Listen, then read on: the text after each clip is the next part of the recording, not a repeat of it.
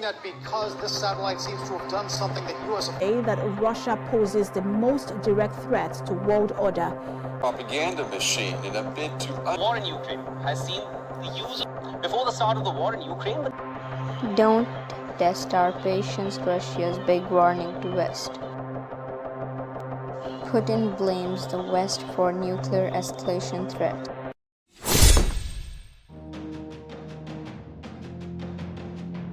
Russia warns the EU. Don't become the US puppet or suffer consequences. In recent years, the relationship between the European Union and Russia has become increasingly strained. Russia has long complained about NATO's expansion, and its recent invasion of Ukraine has only fueled tensions between the two sides. In response, the EU has taken a more aggressive stance towards Russia, which has led to warnings from Russian Foreign Minister Sergey Lavrov that the EU is becoming militarized at a record rate.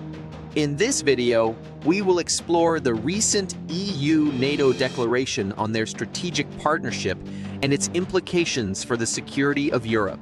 Before we continue, if you're new here, please subscribe and join our community.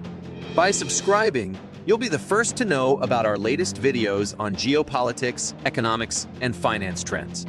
And if you find this video informative and insightful, please give it a like. Likes help our channel reach a wider audience, which means more people can benefit from our content. Now let's dive in the video. On January 19, 2022, the EU and NATO signed a declaration on their strategic partnership, which calls Russia's February invasion of Ukraine the gravest threat to Euro-Atlantic security in decades.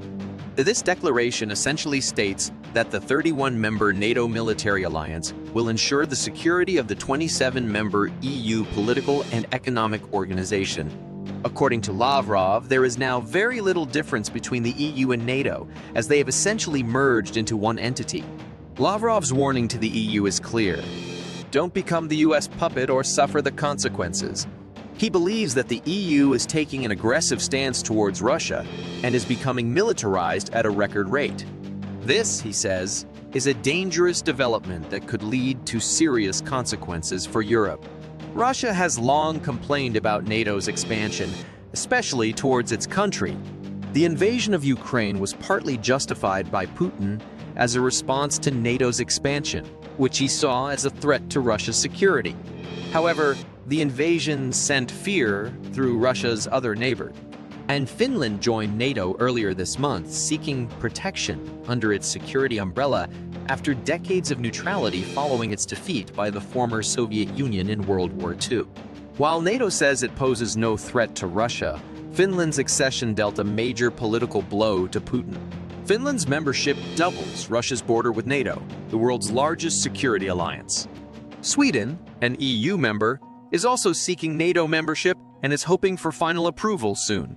NATO Chief Jens Stoltenberg defiantly declared last week that Ukraine's rightful place is in the military alliance and pledged more support for the country on his first visit to Kiev since the invasion.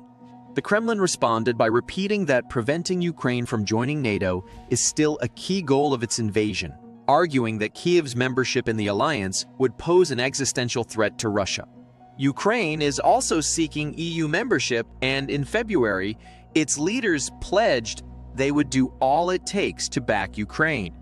However, they offered no firm timetable for talks on joining the EU to begin, as Ukraine's President Volodymyr Zelensky had hoped. Lavrov was asked whether the war in Ukraine was a miscalculation since Moscow strongly opposed NATO's expansion and the invasion sparked Finland's membership, with Sweden next and Ukraine hoping for a roadmap to join.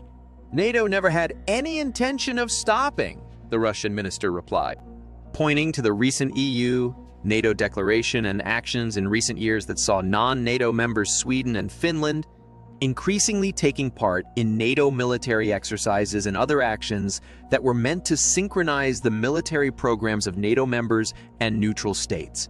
Lavrov believes that NATO sought to break Russia apart, but in the end, it only made it stronger and brought it closer together. He warns that hasty conclusions should not be made about the future of this situation. The recent EU EU-NATO declaration on their strategic partnership has sparked tensions between the EU and Russia. So what can we conclude from all of this? Well, it's clear that tensions between Russia and the West are high, and that the recent EU-NATO declaration has only served to escalate them further. While some EU members are seeking NATO membership for protection, Russia sees this as a threat to its own security. It remains to be seen how this will all play out. But one thing is certain: we are living in uncertain times, and the world is becoming an increasingly dangerous place.